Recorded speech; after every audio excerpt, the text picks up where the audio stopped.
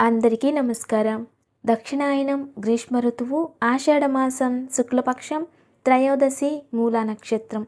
ఈరోజు ఆషాఢ లక్ష్మీ వ్రతం. అయితే ఈరోజు మంత్రబలంలో భాగంగా ఓం హం హనుమతయే నమః, ఓం హం హనుమతయే నమః, ఓం హం హనుమతయే నమః అనే నామాన్ని జపించాలి. ఈ నామాన్ని జపించడం వలన ప్రశాంతత అనేది ఏర్పడుతుంది. అంతేకాకుండా ఆంజనేయ స్వామి జన్మించిన నక్షత్రం మూలా నక్షత్రం కాబట్టి మూలా నక్షత్రంలో హనుమత్ నామస్మరణ విశేషమైన ఫలితాన్ని ఇస్తుంది. ఇలా జపించడం వలన శని దోషాలు కూడా తొలగిపోతాయి. అన్ని యుగాలలో కూడా చిరంజీవి ఆంజనేయుడు కాబట్టి హనుమత్ నామం మనందరికీ శక్తిదాయకం. ఇక ఈరోజు మంచి మాట. మన జీవితంలో ఎవరినైనా కష్టపెట్టి మనం ఏ సుఖాన్ని పొందలేము. ఏ కారణంగానైనా ఇతరులను బాధ పెట్టినా లేదా వారి ముందు మంచిగా ఉంటూ తర్వాత వాళ్ళ గురించి వేరే వాళ్ళ దగ్గర చెడుగా ప్రచారం చేసినా లేక మన స్వార్థం కోసం ఇతరులను ఇబ్బంది పెట్టి ఏదైనా సాధించినా ఖచ్చితంగా అది కర్మ రూపంలో మనల్ని వెంటాడుతుంది. అంతేకాకుండా తల్లిదండ్రుల కర్మ కూడా పిల్లలను వెంటాడుతూ ఉంటుంది. తండ్రి ఏదైనా కర్మ ఆచరిస్తే అది నిదానంగా పిల్లలకు కూడా ఆ వయసులో వారు అదే పని చేస్తూ ఉంటారు. చాలామంది అంటూ ఉంటారు కదా, వాళ్ళ నాన్నగారి గుణగణాలే వీరికి వచ్చాయి లేదా నాన్న బుద్ధులే వచ్చాయి అని అంటూ ఉంటారు. అయితే తల్లిదండ్రులు చేసేటటువంటి పుణ్య మరియు పాపకర్మలు బ్లడ్ రూపంలో పిల్లలకి వెళ్తాయట. ఈ కాలంలో చాలామంది అవివేకంగా తయారవుతున్నారు. వివేకం లేకుండా ఉంటున్నారు. అది కూడా కుటుంబంలోనే. అంటే కుటుంబంలోనే వాళ్ళ మధ్య సంబంధం లేకుండా ఉంటున్నారు. ఒకరికి ఒకరు వైరం పెట్టుకుంటున్నారు. దీనివలన ఖచ్చితంగా మనశ్శాంతిని కోల్పోతారు. సంతోషం అనేది ఉండదు. ఒక తండ్రి తన సంపాదనని ఆస్తిని అతని పిల్లలకు ఇస్తారు. వారు దాన్ని అభివృద్ధి చేసుకుంటారు. కొందరు మాత్రం అభివృద్ధి వైపు వెళ్లకుండా ఉన్నది కూడా పోగొట్టుకుంటారు. అభివృద్ధి చేసుకున్న వాళ్ళ ఆస్తి కూడా కావాలని వాళ్ళని బాధ పెడుతూ ఉంటారు. కానీ దాని వలన కర్మను అనుభవించాల్సి వస్తుంది. అంతేకాని ఏ ఉపయోగం ఉండదు. ఈ కర్మలు అనారోగ్య రూపంలోనో లేక అపమృత్యు రూపంలోనో యాక్సిడెంట్ రూపంలోనో లేదా భార్య లేదా భర్తకి అనారోగ్య రూపంగానో ఏదో ఒక రూపంగా వస్తుంది. ఎవరైనా మనస్ఫూర్తిగా ఇష్టంగా ₹1 ఇచ్చినా అది 100 కోట్లుగా మారుతుంది. బాధపడుతూ ₹1,00,00,000 ఇచ్చినా కూడా అది నిలబడదు. ₹1 ఖర్చు అయిపోతుంది.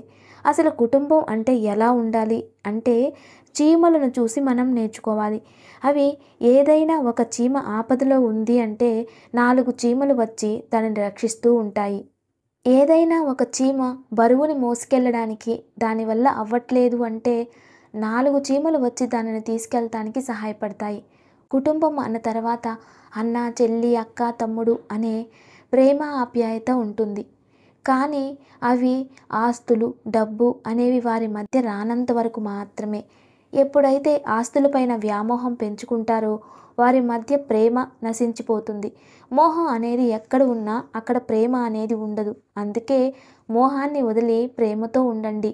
మనం చనిపోయినప్పుడు మనతో దేనిని తీసుకెళ్ళం. అన్నీ ఇక్కడే వదిలేసి వెళ్ళాలి.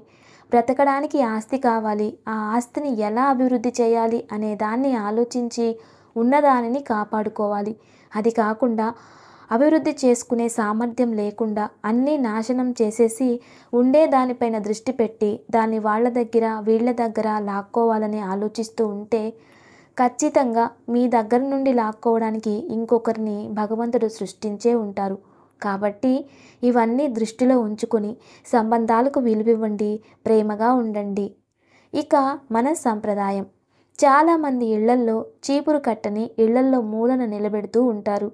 ఏ ఇంట్లో అయితే చీపురు కట్ట నిలబడి ఉంటుందో ఆ ఇంట్లో ఎప్పుడూ గొడవలు ఉంటాయి.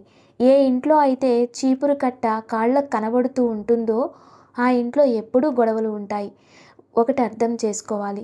భార్యాభర్తల మధ్యలో ఏ కారణం లేకుండా గొడవలు అవుతూ ఉన్నాయి అంటే ఇంట్లో చేసే చిన్న చిన్న పొరపాట్ల వలన మరియు బద్ధకం వలన మాత్రమే. దీని వలన ఏదో ఒక కర్మ అనేది ఉంటుంది. అయితే జీవితంలో ఏ కుటుంబ సభ్యుడైనా భర్త అనేవాడు రాత్రి పగలు కుటుంబం కోసం కష్టపడతాడు. ఇంట్లో వారు ఆ కష్టాన్ని అర్థం చేసుకోవాలి. భర్త అనేవాడు కుటుంబం, భార్య, పిల్లల కోసం ఎన్నో అపవాదులు, అవమానాలను భరిస్తూ కష్టపడతాడు. నిజంగా తన కోసం తాను బతకాలి అనుకుంటే సంతోషంగా బతికేయచ్చు. అలా కాకుండా అంత కష్టపడుతూ ఉన్నాడు అంటే కేవలం అది తన కుటుంబం, భార్య, పిల్లల కోసం మాత్రమే. అందుకే ఎప్పుడు కూడా అతన్ని ప్రేమతో చూసుకోవాలి.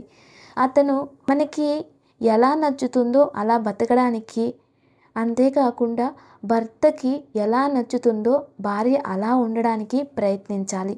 ఎప్పుడైతే భర్తకు మెచ్చేలా భార్య ఉంటుందో అప్పుడు భార్య పైన భర్తకి ప్రేమ కలుగుతుంది. ఎందుకంటే భార్యకి భర్త పైన కోపం ఉంది అంటే భర్తకి కూడా భార్య పైన కోపం ఎక్కడో అక్కడ ఉండే ఉంటుంది. అందుకే ఇళ్ళని శుభ్రంగా ఉంచడానికి ప్రయత్నించాలి. ఇంట్లో ఒకరికి ఒకరు గౌరవంగా ఉండడానికి ప్రయత్నించాలి. ఎవరైనా మనసులో ఒకటి ఉంచుకొని మంచిగా నటిస్తూ ఉంటుంటే ఎదుటివారు కూడా అలానే వాళ్ళని ట్రీట్ చేస్తారు. ఇదే అసలైన సత్యం. ఏ భార్య అయితే భర్తని ఇతరుల ముందు అవమానపరుస్తూ ఉంటుందో ఆమె ఉత్తమ స్త్రీ కాదు అని శాస్త్రం చెబుతుంది. అదేవిధంగా ఏ భర్త అయితే తన భార్యని ఇతరుల ముందు అవమానించేలా మాట్లాడడం, అగౌరవంగా మాట్లాడి బాధపడేలా చేస్తే ఆ భర్త కూడా ఉత్తమమైన వాడు కాదు అని అర్థం. ఏ ఆడపిల్లకైనా పెళ్ళైన తర్వాత మెట్టనిల్లే తన ఇల్లు అవుతుంది, పుట్టిల్లు కాదు. కాబట్టి కుటుంబంలో ఒకరికి ఒకరు మరియు భార్యాభర్తలు గౌరవంగా ఉండండి. అప్పుడే దైవత్వం ఉంటుంది. ఇక ఈరోజు దివ్య పూజ. రేపు చతుర్దశి శనివారం, విశేషమైన రోజు. రేపు ఉదయాన్నే వెంకటేశ్వర స్వామి వారి ముందు బిల్వదళాలతో అర్చన చేసి కొబ్బరి నూనెతో దీపం వెలిగించి వెంకటేశ్వర వజ్రకవచం చదువుకోవాలి. తర్వాత దగ్గరలో ఉన్న ఏదైనా విష్ణు ఆలయానికి వెళ్ళి దర్శనం చేసుకోవాలి. విష్ణు ఆలయం వెళ్ళడం అవ్వకపోతే ఏవైనా జీవరాశులకు ఆహారాన్ని ఇవ్వండి. ఇలా చేయడం వలన వెంకటేశ్వర స్వామి అనుగ్రహం కలుగుతుంది. ఇక దివ్యమైన యోగక్షేమం. పిల్లలు విద్యలో ఆటంకాలు తొలగి ఇక ఈరోజు దివ్యమైన యోగక్షేమం. పిల్లలకి విద్యలో ఆటంకాలు తొలగి ఏకాగ్రత కలిగేందుకు ఈరోజు సాయంత్రం సరస్వతి అమ్మవారి ముందు నెయ్యితో కానీ, కొబ్బరి నూనెతో కానీ, లేక విప్ప నూనెతో కానీ దీపాలు వెలిగించి పారిజాత పుష్పాలతో కానీ, సుగంధభరిత పుష్పాలతో కానీ పూజించి అమ్మవారికి శ్రీచందనంతో అలంకరించాలి. అన్నంతో మీగడ కలిపి అమ్మవారికి నైవేద్యంగా సమర్పించి తర్వాత దానిని పిల్లలకు ప్రసాదంగా ఇవ్వాలి. Thanks for watching and support.